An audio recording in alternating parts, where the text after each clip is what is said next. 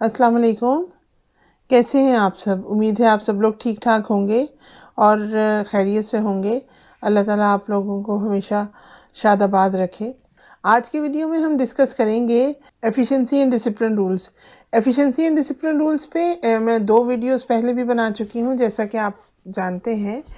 तो आज की एफिशिएंसी एंड डिसिप्लिन रूल्स पे ही मेरी 3rd वीडियो है।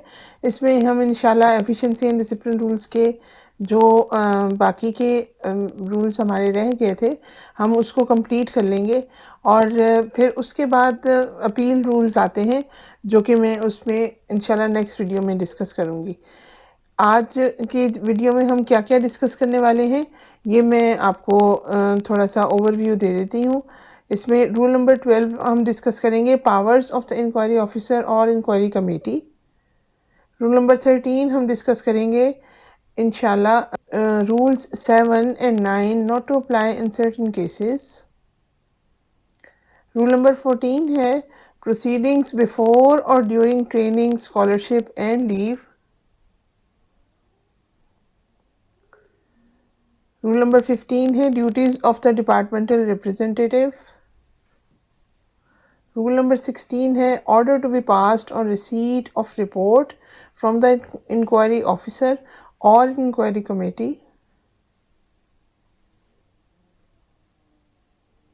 रूल नंबर 17 है पर्सनल हियरिंग। रूल नंबर 18 है procedures of inquiry against civil servant on deputation और वर्किंग इन अदर गवर्नमेंट्स और ऑर्गेनाइजेशंस एट्सेट्रा। रूल नंबर 19 है अपील। रूल नंबर 20 है appearance of counsel. Rule number 21 है repeal. तो आज की वीडियो में जैसा कि मैंने आपको बताया कि हम ये सारे के सारे रूल्स जो हैं रूल नंबर 12 से लेकर रूल नंबर 21 तक हम डिस्कस करेंगे और इसमें मैंने आपको ओवरव्यू दे दिया है कि हम कौन कौन से रूल्स जो हैं उनको डिटेल से डिस्कस करेंगे। अच्छा जी, अब हम इसको अपनी वीडियो को स्टार्ट करते हैं रूल नंबर 12 से। रूल नंबर 12 है powers of the inquiry officer और इंक्वायरी कमेटी। इसमें जो नंबर 1 है इसका 12 रूल नंबर 12 का फर्स्ट पार्ट है, for the purpose of inquiry under these rules the inquiry officer और the inquiry committee as the case में be shall have the powers of a civil court trying a suit under the Code of Civil Procedure 1908, Act number 5 of 1908 in respect of the following matters, namely for the purpose of inquiry। अगर आपको inquiry का purpose है तो जो भी inquiry officer आप nominate करेंगे या इंक्वायरी कमेटी बनाएंगे, दोनों सूरतों में एज द केस में भी shall have the power of a civil court, उसके पास सिविल कोर्ट की पावर होगी। ठीक है, यानी इंक्वायरी ऑफिसर की और या इंक्वायरी कमेटी जो भी बनेगा उसके पास सिविल कोर्ट की पावर होगी और वो सिविल प्रोसीजर को जो फॉलो करते हुए सूट ट्राई कर रहा हो और सिविल प्रोसीजर 1908 तो उसके पास सिविल कोर्ट की पावर होगी। ठीक है, और किस किस सिलसिले में सिविल कोर्ट की पावर होगी उसके पास, ये इन्होंने मैटर्स बता दिए हैं नीचे। ठीक है, इसमें सबसे पहले तो ये देखिए कि ये ए है summoning and enforcing the attendance of any person and examining him on oath। ठीक है, वो किसी भी पर्सन को समन कर सकता है, इन्फोर्स कर सकता है अटेंडेंस के लिए और उसको एग्जामिन कर सकता है ऑन ओथ। समनिंग का मीनिंग होता है order someone to be present. Summoning का मतलब है order someone to be present और एनफोर्सिंग का मतलब है cause something to happen by necessity। और इंस्पेक्ट होता है, एग्जामिन का मतलब होता है इंस्पेक्ट।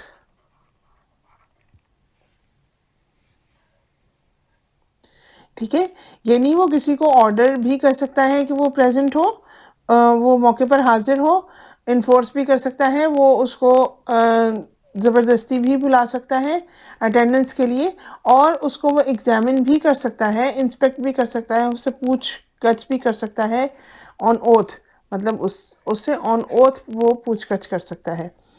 फिर उसके बाद बी है, ये मैं आपके साथ मैटर्स डिस्कस कर रही हूँ कि कौन कौन से मैटर्स में जो आपकी इंक्वायरी कमेटी है या इंक्वायरी ऑफिसर है उसके पास सिविल कोर्ट की पावर होती है। ठीक है, एक तो ये कि वो किसी को बुला सकता है और ज़बरदस्ती भी बुला सकता है और उसको इंस्पेक्ट कर सकता है ऑन ओथ। फिर दूसरा है requiring the discovery and production of documents and receiving evidence on affidavits, यानी डॉक्यूमेंट वो प्रोड्यूस करवा सकता है, वो निकलवा सकता है डॉक्यूमेंट्स किसी भी किस्म के, and receiving evidence on affidavits, और जो भी एविडेंसेस हैं उनको वो एफिडेविट्स पे ले सकता है। ठीक है, यानी वो ऑर्डर कर सकता है कि जो भी एविडेंसेस हैं उनको एफिडेविट्स पर होना चाहिए। फिर नंबर सी है issuing commissions for the examination of witnesses और डॉक्यूमेंट्स। कमीशंस इशू कर सकता है। कमीशन का मतलब यहाँ पर है वारंट।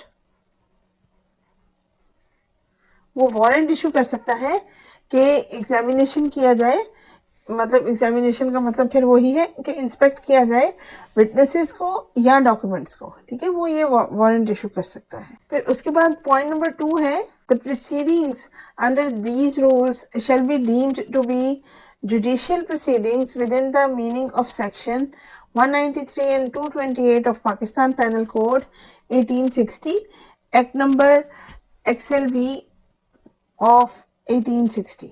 इसमें सिर्फ आपको इतना ही बताया हुआ है कि ये जो प्रोसीडिंग्स होंगी ये सेक्शन 193 एंड 228 के अंडर होंगी। ठीक है, ऑफ पाकिस्तान पेनल कोड, बस इसमें इतना ही जिक्र किया हुआ है। फिर उसके बाद रूल नंबर 13 है rules 7 and 9 not to apply in certain cases. ठीक है, रूल 7 और 9 नहीं होते हैं अप्लाई कुछ केसेस में। रूल 7 एंड 9 समझने के लिए काइंडली मेरी वीडियो देख लीजिए जो मैंने इससे प्रीवियस वीडियो बनाई है, वो भी उसमें भी मैंने इसी तरह डिटेल से एक एक रूल को आपके साथ डिस्कस किया हुआ है और आपको बताने की कोशिश की है कि इसमें क्या लिखा हुआ है। तो रूल 7 एंड 9 बेसिकली जो इंक्वायरी कमेटी से रिलेटेड है और उसमें राइट का भी जिक्र किया है, जो एक्यूज्ड हैं उनके क्या क्या राइट्स होते हैं इसका भी इन रूल्स में जिक्र किया हुआ है। ठीक है, लेकिन यहाँ पर वो ये कह रहे हैं कि ये नथिंग इन रूल 7 एंड और 9 shall apply to a case, यानी रूल 7 और जो 9 है वो इन केसेस में अप्लाई नहीं होगा। नंबर ए इसमें है where the accused is dismissed और रिमूव्ड फ्रॉम सर्विस, यानी जहां पर एक्यूज को डिसमिस कर दिया गया हो या रिमूव कर दिया हो from service on the ground of conduct which has led to, उसने कुछ ऐसा काम किया हो जो कि उसको सेंटेंस ऑफ फाइन, या तो उसको फाइन हो गया हो या फिर उसको इम्प्रिजनमेंट या तो फिर उसको जेल हो गई हो या फिर उसको फाइन हो गया हो। इस तरह का उसने कुछ भी कंडक्ट किया हो और उसके नतीजे में उसको सर्विस से रिमूव या डिसमिस कर दिया गया हो, वहाँ पर रूल 7 और 9 जो है वो अप्लाई नहीं होते हैं। ये ए पार्ट था। अब हम इसका बी पार्ट देखते हैं। ये इसी रूल नंबर 13 का ये बी पार्ट है। Where the authority competent to dismiss और remove a person from service और to reduce a person in lower post and pay scale is satisfied that for reasons to be recorded in writing by that authority, it is not reasonably practicable to give the accused an opportunity of showing cause. ठीक है, जहां पर authority ये समझे, authority कौन सी, competent authority ये समझे, competent authority भी कौन सी, जो कि डिसमिस भी कर सकती है, रिमूव भी कर सकती है किसी भी पर्सन को फ्रॉम सर्विस और रिड्यूस भी कर सकती है पर्सन को लोअर पोस्ट में रिड्यूस भी कर सकती है या पे स्केल में भी रिड्यूस कर सकती है। ठीक है, वो कॉम्पिटेंट अथॉरिटी ये समझे और सेटिस्फाइड हो। अब यहाँ पर सेटिस्फाइड का वर्ड जो है वो इम्पोर्टेंट है, यानी किसी बगैर किसी वजह के ये ना कर रहे हो, वो सेटिस्फाइड हो अपने सेक्शन से for reason to be recorded in writing by that authority, और इसके लिए भी उनको रीजंस जो हैं वो रिकॉर्ड करनी पड़ेंगी, इन राइटिंग रिकॉर्ड करनी पड़ेंगी रीजंस इसके लिए। ठीक है, it is not reasonably practicable to give accused an opportunity of showing cause, कि ये रीजनेबली प्रैक्टिसेबल नहीं था, ये मतलब हम इसको प्रैक्टिस नहीं कर सकते थे और ये रीजनेबल इसके लिए वजूहात थी हमारे पास कि हम उसको प्रैक्टिस नहीं कर सकते थे कि हम एक्यूज को अपॉर्चुनिटी दें शोइंग कॉज की, ठीक है, कि वो शो कॉज नोटिस हम उसको दें, वो ये रीजनेबली प्रैक्टिसेबल नहीं था। यानी हम ये समझते हैं, हम सेटिस्फाइड थे, कॉम्पिटेंट अथॉरिटी ये समझे और वो सेटिस्फाइड हो, और वो ये अपनी सारी की सारी उसकी रीजंस जो हैं वो किस वजह से सेटिस्फाइड है, वो रीजंस जो है वो राइटिंग में लिखेंगे कि वो जो एक्यूज को शोइंग कॉज की अपॉर्चुनिटी उन्होंने नहीं दी, ठीक है। रूल नंबर 14 है प्रोसीडिंग्स बिफोर और during training, scholarship and leave, ठीक है। इस रूल में इन्होंने डिस्कस किया हुआ है कि अगर आपकी प्रोसीडिंग्स हैं वो पहले चल रही हैं, उसके दौरान चल रही हैं, किस चीज़ के दौरान, ट्रेनिंग के दौरान, स्कॉलरशिप के दौरान या लीव के दौरान, इन 3 चीज़ों में से किसी भी चीज़ के दौरान अगर प्रोसीडिंग्स चल रही हैं या उससे पहले चल रही हैं, आपकी ट्रेनिंग आने वाली है और प्रोसीडिंग्स चल रही हैं, आप लीव लेने वाले हो और प्रोसीडिंग्स चल रही हैं, प्रोसीडिंग्स आपके खिलाफ हो जाती हैं, शुरू हो जाती हैं, या आपका स्कॉलरशिप है और प्रोसीडिंग्स शुरू हो जाती हैं, तो फिर आपका मतलब इस सूरत में आपके ऊपर कौन कौन से रूल्स जो हैं, you have to follow those rules, ठीक है। कौन कौन से रूल्स जो हैं आपको फॉलो करने पड़ेंगे, या इसके लिए कौन कौन से रूल्स हैं। इसमें नंबर 1 है, in case where a civil servant who has been nominated for training or scholarship is required to be proceeded against and he has not yet joined the training institute or institution, his nomination shall be withdrawn forthwith by the nominating authority under intimation to the training institute or institution concerned, ठीक है। यानी अगर civil servant है कोई और वो उसको nominate किया हुआ है ट्रेनिंग के लिए या फिर स्कॉलरशिप के लिए, और उसकी प्रोसीडिंग स्टार्ट हो जाती है, उसके अगेंस्ट प्रोसीडिंग स्टार्ट हो जाती है और उसने अभी भी ज्वाइन नहीं किया है, ठीक है। ये इम्पोर्टेंट है यहाँ पर कि उसने अभी ज्वाइन नहीं किया है ट्रेनिंग इंस्टीट्यूट को, ठीक है, या फिर इंस्टीट्यूशन को उसने ज्वाइन नहीं किया है, तो उसकी जो नॉमिनेशन है शेल बी विड्रॉन, उसकी नॉमिनेशन जो है वो विड्रॉ कर ली जाएगी फोर्थविथ बाय द नॉमिनेटिंग अथॉरिटी, और जो नॉमिनेटिंग अथॉरिटी है वो उसकी नॉमिनेशन जो है वो विड्रॉ कर लेगी। यानी आपके ट्रेनिंग या स्कॉलरशिप में आप नॉमिनेट हो चुके हुए हो, लेकिन उससे पहले अभी आपने ज्वाइन नहीं किया है, अभी वो जो ट्रेनिंग है या स्कॉलरशिप जो है वो स्टार्ट नहीं हुआ है, उससे पहले ही आपके अगेंस्ट जो है प्रोसीडिंग स्टार्ट हो गई है, तो फिर आपको वहाँ से आपका नाम जो है वहाँ से विड्रॉ कर लिया जाएगा। जो भी नॉमिनेटिंग अथॉरिटी है वो अंडर इंटीमेशन मतलब उनको इंटीमेट करेगी जहाँ पर भी इंस्टीट्यूशन में आपने जाना था स्कॉलरशिप के लिए या ट्रेनिंग के लिए, और आपका जो नाम है वो विड्रॉ कर लिया जाएगा। फिर उसके बाद है number 2, in case where a civil servant has already joined the training or institution, he shall be allowed to complete his training or scholarship and the proceedings against him may be deferred till completion of the training or scholarship, ठीक है। अब एक ये मैंने आपको पहले बताया था कि ये जो नंबर 1 है इसमें ये उस वक्त के लिए है कि अभी आपने ज्वाइन नहीं किया है, नॉट येट ज्वाइंड, ऊपर जो आपका पहले मैंने अभी रूल हमने अभी पढ़ा है, और उस ये वाला वो केस है where civil servant has already joined, ठीक है। अब सिविल सर्वेंट उसने ऑलरेडी ज्वाइन कर दिया है और ट्रेनिंग अपनी ज्वाइन कर ली है, या फिर इंस्टीट्यूशन है जो कि उसने ऑलरेडी ज्वाइन कर लिया हुआ है, तो उसको अलाउ किया जाएगा टू कंप्लीट हिज ट्रेनिंग और स्कॉलरशिप, कि वो अपनी ट्रेनिंग या स्कॉलरशिप जो है वो कंप्लीट कर ले, and the proceeding against him may be deferred, और जो प्रोसीडिंग अगेंस्ट उसके अगेंस्ट प्रोसीडिंग्स है वो डेफर कर दी जाएंगी। डेफर का मतलब होता है पोस्टपोन, ठीक है, वो पोस्टपोन कर दी जाएंगी till completion of the training और स्कॉलरशिप, जब तक उसकी ट्रेनिंग या स्कॉलरशिप जो है वो कंप्लीट नहीं हो जाता है। अच्छा जी, फिर उसके बाद है number 3, no civil servant shall be denied training on account of ongoing proceedings for a period of more than 1 year, ठीक है। किसी भी सिविल सर्वेंट को ट्रेनिंग से नहीं रोका जा सकता है। डिनाइड का मतलब कि उसको रिजेक्ट नहीं किया जा सकता है, उसको रोका नहीं जा सकता है ट्रेनिंग से। कब नहीं रोका जा सकता है? On account of ongoing proceedings for a period of more than 1 year.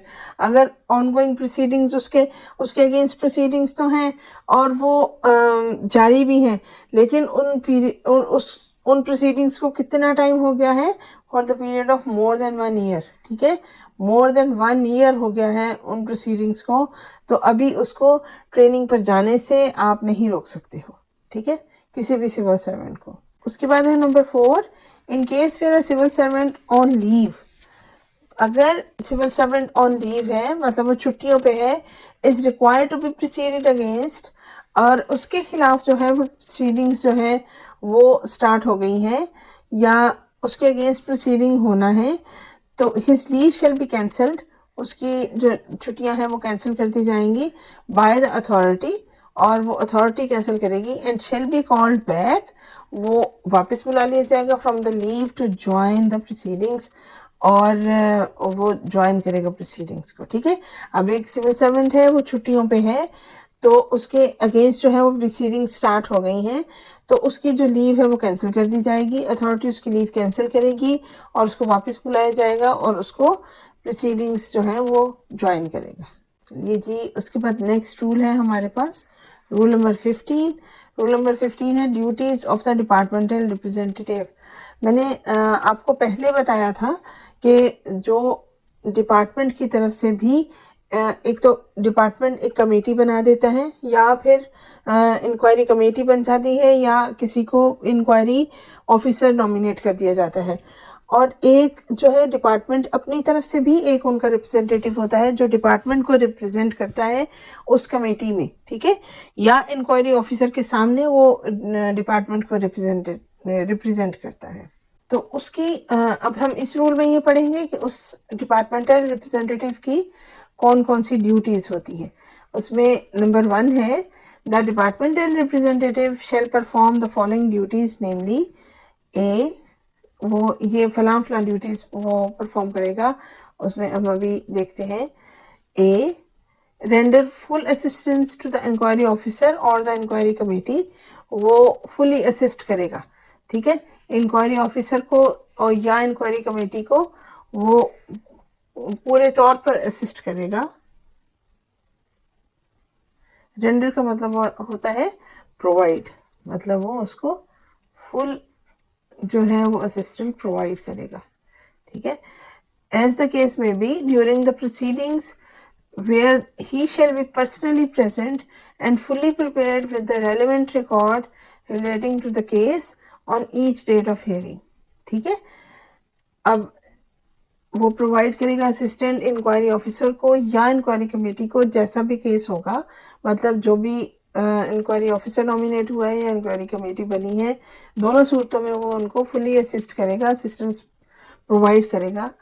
During the proceeding where he shall be personally present, और प्रोसीडिंग्स के दौरान वो पर्सनली प्रेजेंट रहेगा वहाँ पर, और फुली प्रिपेयर्ड होगा विद द रेलेवेंट रिकॉर्ड, और डिपार्टमेंट की तरफ से जो भी रेलेवेंट रिकॉर्ड उसको दिया जाएगा उसके लिए वो उससे वो फुली प्रिपेयर्ड होगा, मतलब उसको हर चीज़ का पता होगा रिलेटिंग टू द केस, अपने केस के हवाले से।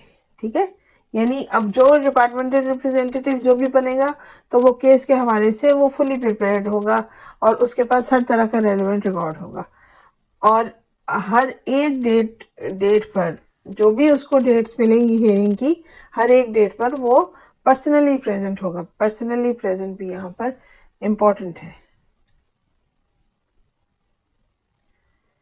फिर उसके बाद है B, cross examine the witnesses produced by the accused and with the permission of the inquiry officer or the inquiry committee as the case may be, may also cross examine the prosecution witnesses. ठीक है, cross examine the witnesses, वो witnesses को cross examine कर सकता है। Witnesses को cross examine करना है, वो डिपार्टमेंटल रिप्रेजेंटेटिव है। एक्यूज ने जो विटनेसेस प्रोड्यूस किए हैं वो उनको क्रॉस एग्जामिन करेगा, with the permission of inquiry officer या फिर inquiry committee, और may also cross examine the prosecution witnesses, और वो prosecution witnesses को भी cross examine करेगा। prosecution का मतलब होता है the institution and conducting of legal proceedings against someone in respect of a criminal charge। ठीक है।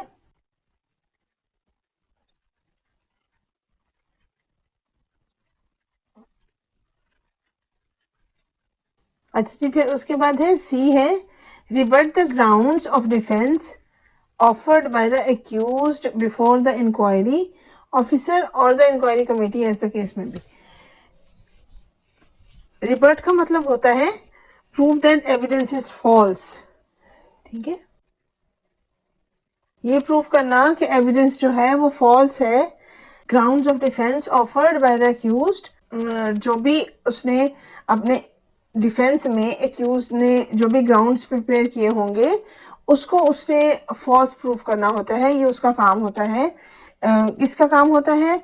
डिपार्टमेंटल रिप्रेजेंटेटिव का। ठीक है, ये हम डिपार्टमेंटल रिप्रेजेंटेटिव की जो बात कर रहे हैं, और ये सी पार्ट है इसका कि उसका ये काम है कि जो डिफेंस है वो जो एक्यूज ने ऑफर किया है, डिफेंस अपने डिफेंस में उसने जो भी ग्राउंड्स प्रिपेयर किए हैं, जो भी एक्यूज ने डिफेंस ऑफर किया है, तो फिर उसका उसने रॉन्ग प्रूफ करना होता है। और कहाँ रॉन्ग प्रूफ करना होता है? बिफोर द इंक्वायरी ऑफिसर या फिर इंक्वायरी कमेटी के आगे। राइट। अच्छा, फिर इसके बाद नंबर 2 है in case of failure to perform the assign duties.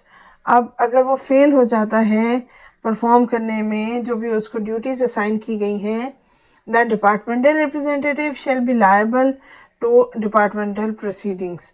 और अगर वो ये फेल हो जाता है, वो जो भी असाइन ड्यूटीज़ हैं उसने वो परफॉर्म नहीं की है, तो जो डिपार्टमेंटल रिप्रेजेंटेटिव है तो वो लायबल होगा डिपार्टमेंटल प्रोसीडिंग्स, उसके अगेंस्ट भी डिपार्टमेंटल प्रोसीडिंग्स जो है वो हो सकती हैं। राइट। उसके बाद रूल नंबर 16 है order to be passed on receipt of report from the inquiry officer और इंक्वायरी कमेटी। अब इंक्वायरी कमेटी से या फिर इंक्वायरी ऑफिसर से हमारे पास जो वो रिपोर्ट है वो आ गई है। ठीक है, अब उस पर ऑर्डर पास होने हैं, तो उन ऑर्डर्स को पास करने के लिए जो जो रूल्स हैं अब हम वो पढ़ेंगे। इसमें नंबर 1 है on receipt of report from the inquiry officer और the inquiry committee, as the case may be, the authority shall examine the report and the relevant case material and determine whether the inquiry has been conducted in accordance with the provisions of these rules। अब उनके पास committee ने अपनी report जो है वो पेश कर दी है, तो अथॉरिटी सबसे पहले तो ये एग्जामिन करेगी। ठीक है, सबसे पहले तो हमने ये एग्जामिन करना है कि जो उन्होंने रिपोर्ट दी है और जो रेलेवेंट केस मटेरियल है उसको एग्जामिन करना है, और फिर ये डिटरमिन करना है कि whether the inquiry has been conducted in accordance with the provision of these rules, कि जो इंक्वायरी है वो इन रूल्स के अकॉर्डिंगली ही कंडक्ट हुई है या नहीं हुई है। ठीक है, in accordance with the provision of these rules, मतलब ये जो इन रूल्स में जो प्रोविजंस दी गई हैं उसके अकॉर्डिंगली ही जो इंक्वायरी है वो कंडक्ट हुई है। सबसे पहले वो ये एग्जामिन करेंगे। फिर उसके बाद नंबर 2 है if the authority is satisfied under sub rule 1 that the inquiry has been conducted in accordance with the provisions of these rules, it shall further determine whether the charge or charges have been proved against the accused or not।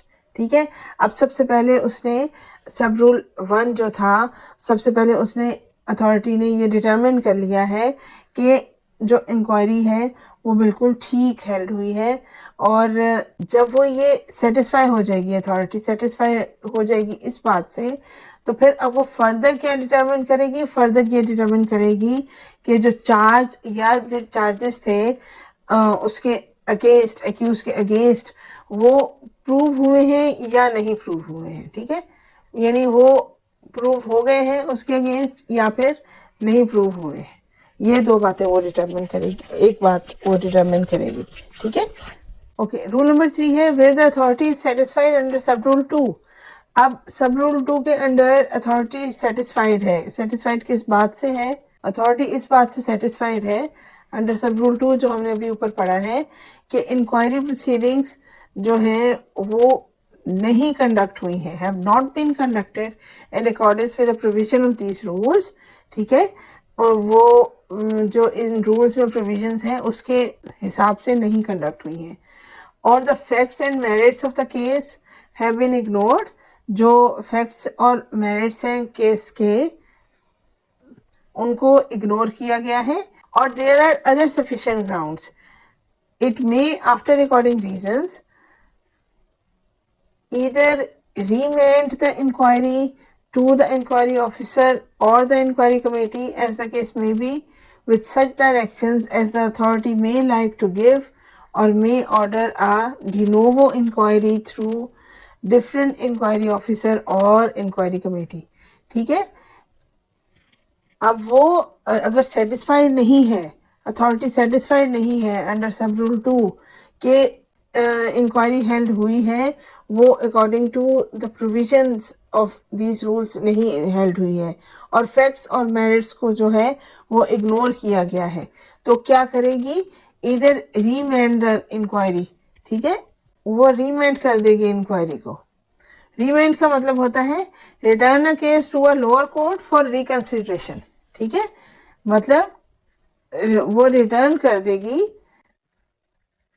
Reconsideration के लिए, वो जो inquiry है, inquiry को authority जो है वो return कर देगी। इधर remand the inquiry to the inquiry officer और द इंक्वायरी कमेटी, यानी वो उनको रिटर्न कर देगी कि रिकंसिडर किया जाए, as the case may be, with such directions as the authority may like to give or may order a de novo inquiry। ठीक है, जो भी अथॉरिटी उनको इंस्ट्रक्शंस देना चाहती है तो वो इंस्ट्रक्शंस देके उनको रिकंसिडरेशन के लिए बोलेगी, या फिर वो de novo इंक्वायरी जो है वो डिफरेंट इंक्वायरी ऑफिसर या इंक्वायरी कमेटी बनाएंगे और डिनोवो इंक्वायरी जो है वो उसका ऑर्डर कर देंगे। डिनोवो का मतलब होता है फ्रॉम द बिगिनिंग, यानी वो दोबारा से इंक्वायरी स्टार्ट करवा सकती है अथॉरिटी जो है डिफरेंट इंक्वायरी ऑफिसर बना के या फिर डिफरेंट इंक्वायरी कमेटी बना के। तो ये जो रूल नंबर 3 है इसमें सब में ये बताया गया है कि अगर अथॉरिटी जो है वो सेटिस्फाइड ना हो और वो ये समझे कि जो रूल्स रेगुलेशंस को फॉलो नहीं किया गया, फैक्ट्स एंड मेरिट्स को इग्नोर किया गया है, तो वो दो काम कर सकती है अथॉरिटी। एक तो वो जो भी इंक्वायरी है उनको इंक्वायरी ऑफिसर को या इंक्वायरी कमेटी को दोबारा से रिकंसिडरेशन के लिए भेज सकती है इंस्ट्रक्शंस के साथ, डायरेक्शंस के साथ कि आप जो है वो ये डायरेक्शंस हैं, इन डायरेक्शंस में दोबारा से काम कीजिए, और या इसको रिकंसिडर कर लीजिए, इन चीज़ों को दोबारा से रिकंसिडर कर लीजिए, या फिर वो दोबारा से इंक्वायरी ऑफिसर को चेंज करके, इंक्वायरी कमेटी को चेंज करके जो इंक्वायरी है वो दोबारा से शुरू की जाए, और इन लाइंस पर दोबारा से इन चीज़ों की वजह से ये जो है मैं इन डिसीजंस से सेटिस्फाइड नहीं हूँ, तो वो दोबारा से इंक्वायरी शुरू की जाए। ठीक है, अब नंबर 4 है the authority may in such case specified under sub rule 3। ठीक है, also require the inquiry officer और द इंक्वायरी कमेटी। अब अथॉरिटी जो है, अब अगर रूल 3 जैसी सिचुएशन आ जाती है जिसमें अथॉरिटी जो है, मैंने आपको बताया कि वो ये समझ रही है कि फैक्ट्स एंड मेरिट्स को इग्नोर किया गया है, तो फिर may also require the inquiry officer or the inquiry committee to explain as to why the inquiry has not been conducted in accordance with these rules।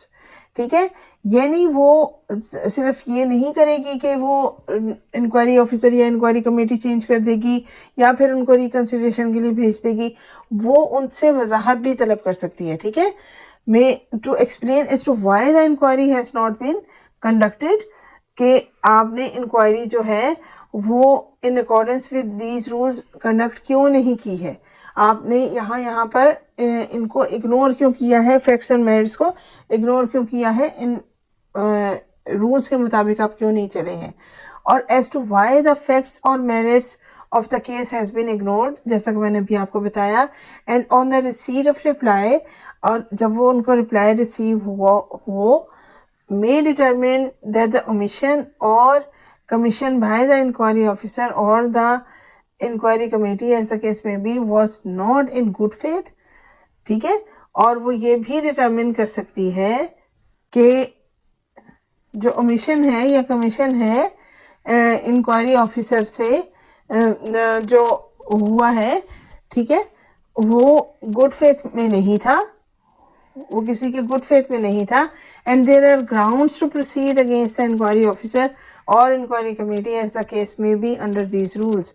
और यहाँ पर ये भी ग्राउंड्स हैं कि इंक्वायरी ऑफिसर या फिर इंक्वायरी कमेटी के अगेंस्ट ग्राउंड्स मौजूद हैं, तो उनके भी अगेंस्ट जो है वो प्रोसीडिंग्स हो सकती हैं, ठीक है।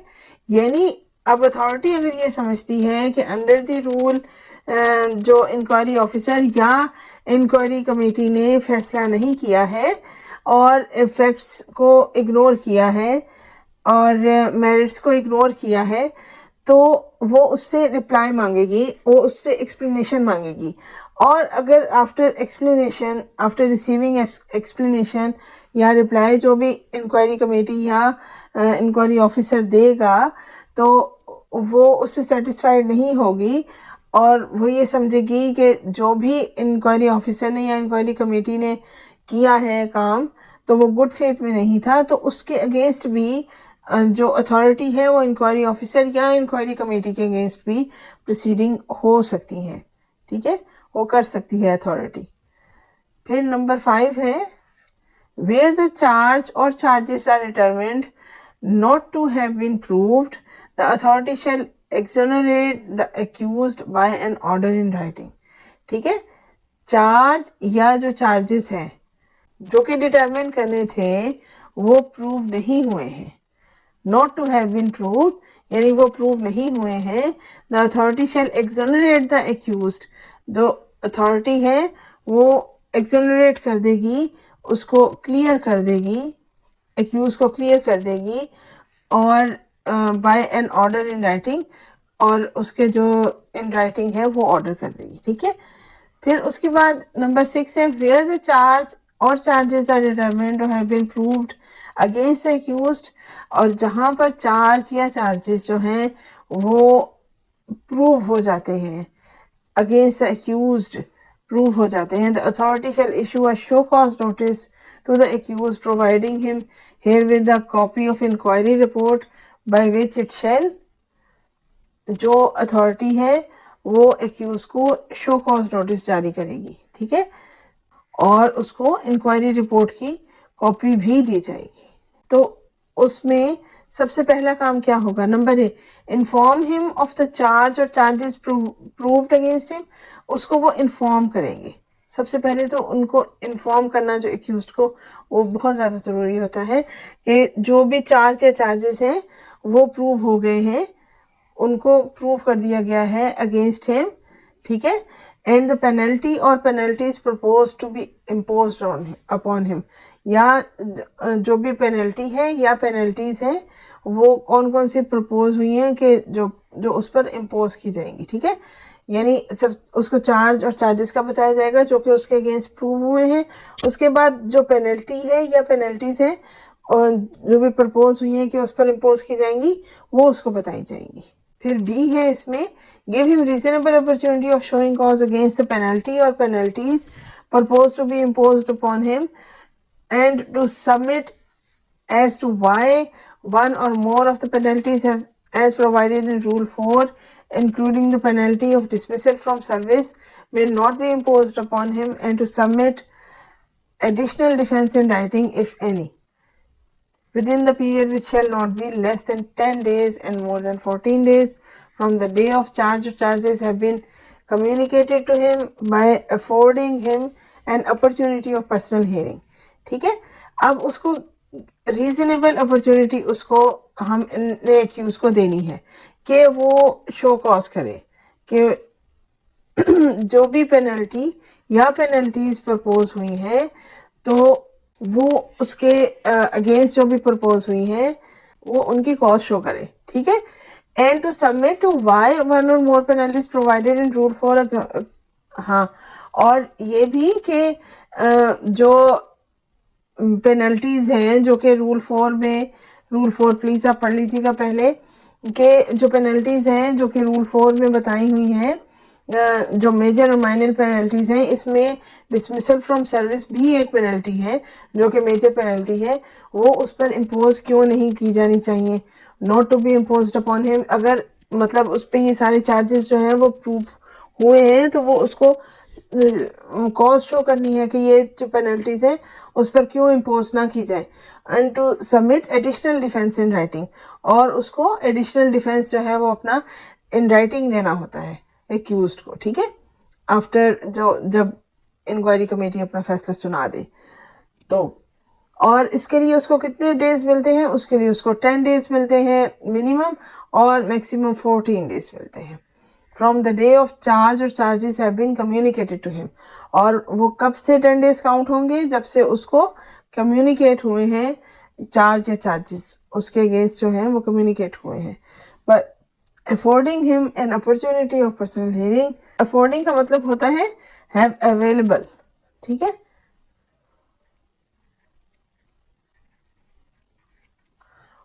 ये जो पर्सनल हियरिंग की जो अपॉर्चुनिटी है ना, ये एक्यूज्ड के पास होती है, ठीक है, ये भी उसको दी जा सकती है अगर वो कहे तो। Provided that the accused shall in his reply to show cause notice indicate as to whether he wants to be heard in person or not। अब वो जो शो कॉज नोटिस का वो रिप्लाई करेगा उसमें वो ये भी बताएगा कि वो हर्ड इन पर्सन, मतलब वो इन पर्सन हियरिंग अपनी चाहता है, पर्सनल हियरिंग चाहता है, यानी वो 1-to-1 जो मुलाकात है या 1-to-1 जो जिसमें वो जवाब दे अथॉरिटी को, वो ये चाहता है या फिर ये नहीं चाहता है, वो उनसे मिलना चाहता है या नहीं चाहता है, वो ये भी बताएगा जो शो कॉज नोटिस का जब वो जवाब देगा, ठीक है। अब इसमें सी है, direct the departmental representative to appear with all the relevant record on the date of personal hearing if any, ठीक है। अब वो डिपार्टमेंटल रिप्रेजेंटेटिव को भी ये सारा बताएगा to appear with the relevant record, कि वो रेलिवेंट रिकॉर्ड के साथ आए on the date of personal hearing. अब अगर कोई पर्सनल हियरिंग है तो डिपार्टमेंटल रिप्रेजेंटेटिव भी वहाँ पे मौजूद होगा और वो सारे के सारा जितना भी रेलिवेंट रिकॉर्ड होगा लेकर आएगा, ठीक है।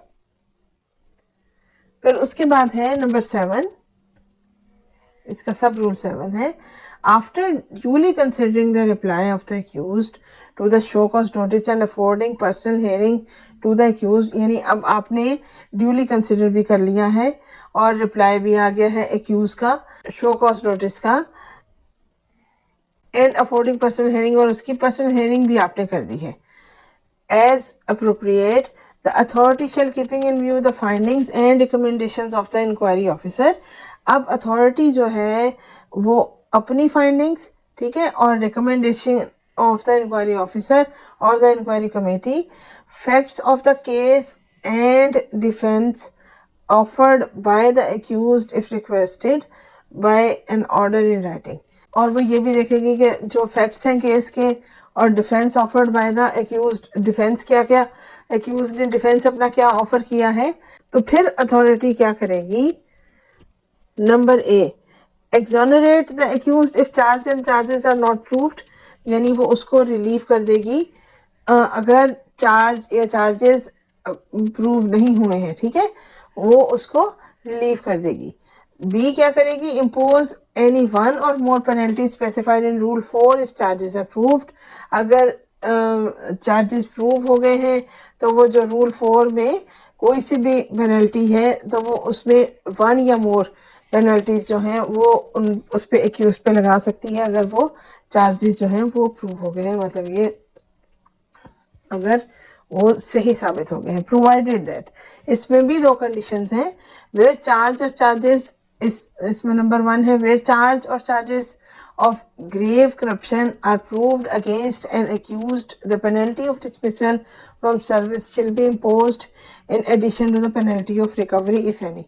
ठीक है, अब grave corruption के अगर charges हैं, करप्शन उसकी कोई पकड़ी जाती है, आर प्रूव्ड अगेंस्ट एक्यूज और प्रूव हो जाते हैं, वो एक्यूज के अगेंस्ट प्रूव हो जाते हैं, तो फिर उसको कौन सी पेनल्टी लगेगी? Dismissal from service. ठीक है, उस पर वो पेनल्टी इम्पोज की जाएगी in addition to the penalty of recovery. मतलब उस पर penalty of removal from service भी होगा, सॉरी डिसमिसल फ्रॉम सर्विस भी होगा, और पेनल्टी ऑफ रिकवरी भी, उसको रिकवरी भी देनी पड़ेगी. बी है where charge of absence from duty for the period of more than 1 year is proved against the accused. अगर absence charge of absence from duty यानी चार्ज कौन सा हो? absence from duty for a period of more than 1 year. अब वो absent रहा है duty से कितने पीरियड के लिए? more than 1 year के लिए. is proved against the accused. The penalty of compulsory retirement or removal or dismissal from service shall be imposed upon the accused. अब उसको या तो कंपल्सरी, इस सूरत में इसको या तो कंपल्सरी रिटायर कर दिया जाएगा या फिर रिमूवल और डिसमिसल होगा सर्विस से, और ये पेनल्टी उसको दी जाएगी. ठीक है, इसमें सब रूल 8 है. After receipt of reply to the show cause notice and affording opportunity of personal hearing, the authority, except where the Prime Minister himself is authority, shall decide the case within a period of 30 days, excluding the time during which the post held by the authority remained vacant due to certain reasons. यानी अब show cause notice भी receive हो गया है, personal hearing भी हो गई है, तो अथॉरिटी जो है यहाँ पर, जहाँ प्राइम मिनिस्टर खुद अथॉरिटी नहीं है, ठीक है, प्राइम मिनिस्टर खुद अथॉरिटी नहीं है, तो अथॉरिटी जो है वो डिसाइड करेगी केस को with in the period of 30 days. कितने डेज में? 30 डेज में. With in the period of 30 days excluding the time which the post held by the authority remained vacant. और इसमें ये एक्सक्लूड होगा वो टाइम जिसमें जो अथॉरिटी जो पोस्ट हेल्ड कर रही है वो वेकेंट हो. जो कॉम्पिटेंट अथॉरिटी है उसकी पोस्ट वेकेंट है, तो वो टाइम हम वहाँ से एक्सक्लूड कर देंगे. जब वो अपनी सीट संभालेंगे उसके बाद से 1 मंथ जो है वो गिना जाएगा. ठीक है, remained vacant due to certain reason. अब किसी भी रीजंस की वजह से वो पोस्ट जो है वो वेकेंट है, तो जैसे ही अथॉरिटी वहाँ पर अपॉइंट होगी तो उसके बाद से वो विद इन 30 डेज ये फैसला करेगी. फिर उसके बाद आता है personal hearing. Notwithstanding the proviso to clause B of sub rule 6 of rule 16. ठीक है, जो अभी मैंने आपको पढ़ाया है clause B of sub rule 6 of rule 16. Rule 16 ये रूल नंबर 17 हम पढ़ रहे हैं, उससे पहले वाले रूल की बात हो रही है. The authority may by an order in writing call the accused and the departmental representative along with the relevant record of the case to appear before him or before a hearing officer who shall as far as possible be senior in rank to the accused, appointed by the authority for personal hearing on the fixed date and time. अब ये उससे मुतसादिम नहीं होना चाहिए जो कि आपने में पढ़ा है, रूल 16 के सब रूल 6 में पढ़ा है.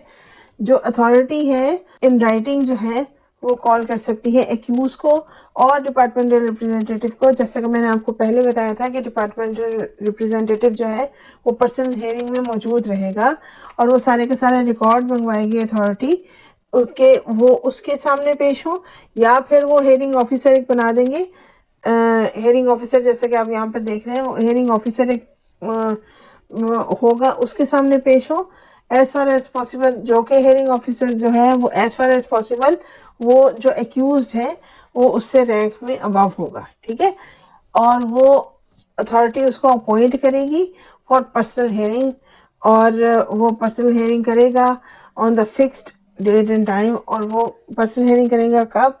फिक्स डेट एंड टाइम पे वो पर्सनल हियरिंग करेगा, और वो उनको डिपार्टमेंटल रिप्रेजेंटेटिव को और एक्यूज को दोनों को बुला सकता है रेलेवेंट रिकॉर्ड केस के सारे रेलेवेंट रिकॉर्ड के साथ, और केस के साथ, ठीक है, कि वो उसके सामने आ जाए, उसके सामने पेश हो, हाजिर हो।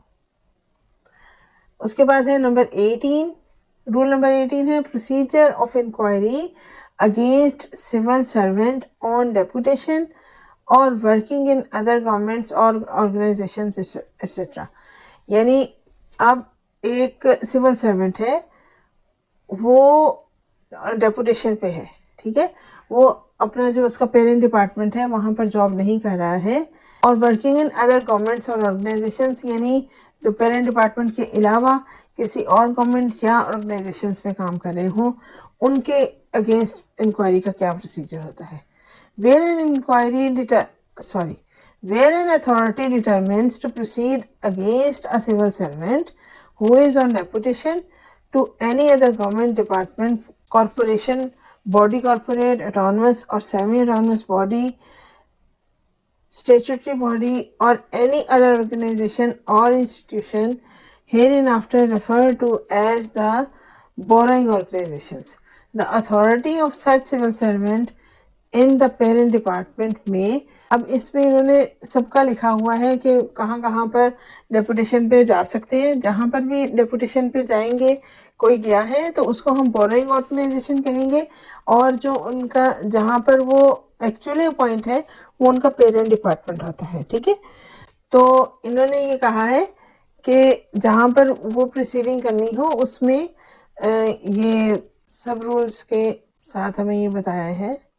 इसमें नंबर ए है, इसके 3 पॉइंट्स हैं, सॉरी 2 पॉइंट्स हैं, ए और बी, और इसके 2 सब रूल्स हैं, 1 and 2। सब रूल 1 का नंबर ए है, आस्क द रेलेवेंट गवर्नमेंट और the organisation to frame charges against the civil servant and forward the same to his parent department. वो उनको कहेगी, अथॉरिटी उनको कहेगी, जो भी बोरोइंग ऑर्गेनाइजेशन है उसको कहेगी कि जो भी चार्जेस हैं उसके अगेंस्ट उनको फ्रेम कर लें, यानी उनको सेट कर लें। फ्रेम का मतलब होता है सेटिंग, सिविल सर्वेंट के अगेंस्ट, और फिर उसको फॉरवर्ड कर दें टू हिज पेरेंट डिपार्टमेंट, ठीक है। इसी का बी है, initiate proceedings against him on his own under these rules. या फिर जो अथॉरिटी है वो जो है वो प्रोसीडिंग इनिशिएट कर देगी ऑन हिज ओन, मतलब ऑन इट्स ओन भी वो कर सकती है, जहाँ पर जो बोरोइंग ऑर्गेनाइजेशन जिसमें वो है वहाँ की कॉम्पिटेंट अथॉरिटी भी उनके अगेंस्ट जो है वो प्रोसीडिंग जो है वो अंडर दीज रूल्स कर सकती है। फिर इसका सब रूल 2 है, in case of members of all Pakistan service posted in a province, establishment division may refer a case to a chief secretary concerned for probe or fact finding inquiry and may initiate proceedings on the findings of that probe or fact finding inquiry or on its own if no findings are received within 2 months. Probe का मतलब होता है investigation. इसमें सब rule 2 में ये कहा हुआ है कि अगर ऐसा केस हो कि मेंबर्स ऑल पाकिस्तान सर्विस के जो मेंबर्स हैं जो कि प्रोविंस में पोस्ट हुए हैं, तो इस्टेब्लिशमेंट डिवीजन जो है वो रेफ़र कर सकता है केस को चीफ सेक्रेटरी को, ठीक है। चीफ सेक्रेटरी कंसर्न, जो भी प्रोविंस का चीफ सेक्रेटरी कंसर्न है उसको रेफ़र कर सकता है केस कि इन्वेस्टिगेट करे या फैक्ट फाइंडिंग इंक्वायरी बनाए और जो प्रोसीडिंग्स हैं उनको इनिशिएट करे। उस बेस पर जो कि फाइंडिंग्स होंगी, इन्वेस्टिगेशन की फाइंडिंग्स होंगी, उनकी बेस पर या फैक्ट फाइंडिंग इंक्वायरी की बेस पर प्रोसीडिंग्स जो है वो इनिशिएट की जाए, ठीक है।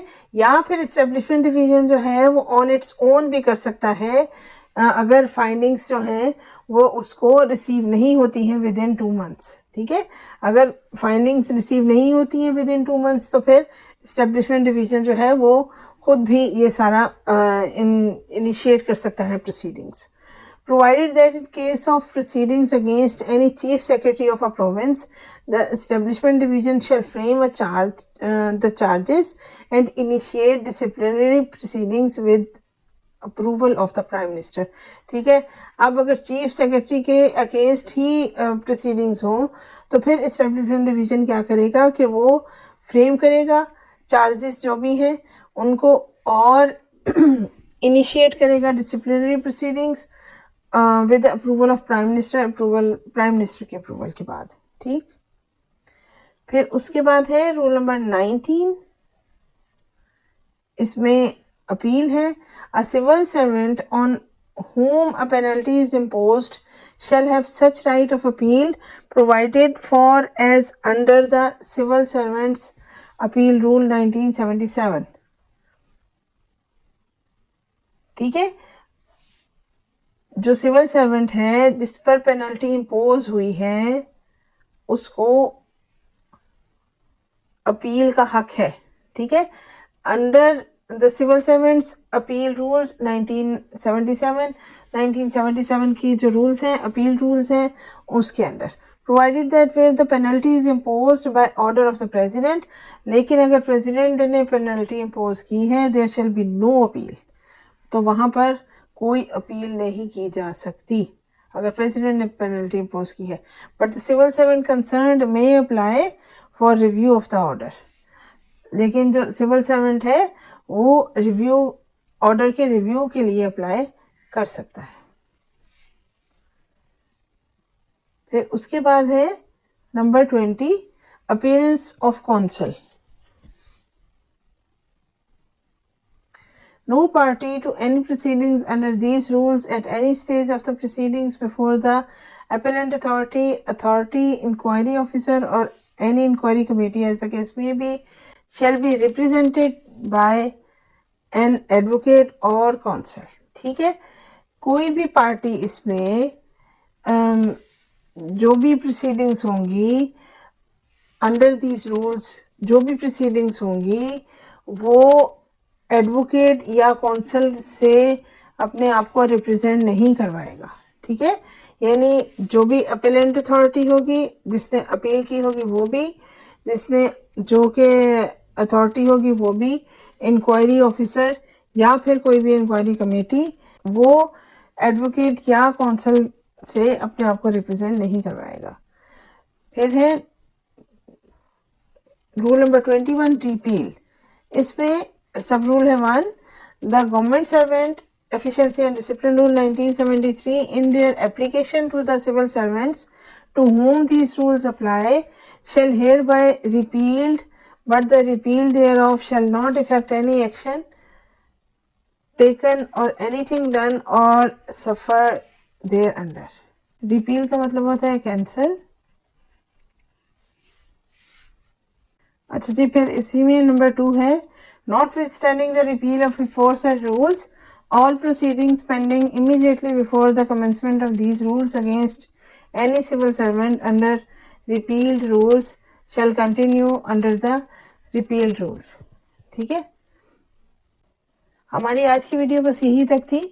तो आज हम जो हमने वीडियो बनाई है इसमें हमने अपने एफिशिएंसी एंड डिसिप्लिन रूल सारे के सारे कंप्लीट कर लिए हैं। अगर इसमें कोई बात अगर आपको नहीं समझ आई है तो आप मेरे से ज़रूर पूछिएगा, मेरी पूरी कोशिश होगी कि मैं आपके सवालों के जवाब दे सकूं। अगर आपको मेरी वीडियो अच्छी लगी है तो काइंडली मेरी वीडियो को लाइक कीजिएगा और दूसरों के साथ शेयर कीजिएगा ताकि उनका भी फ़ायदा हो, और मेरे चैनल को सब्सक्राइब कीजिएगा। Thank you so much. अल्लाह हाफिज़।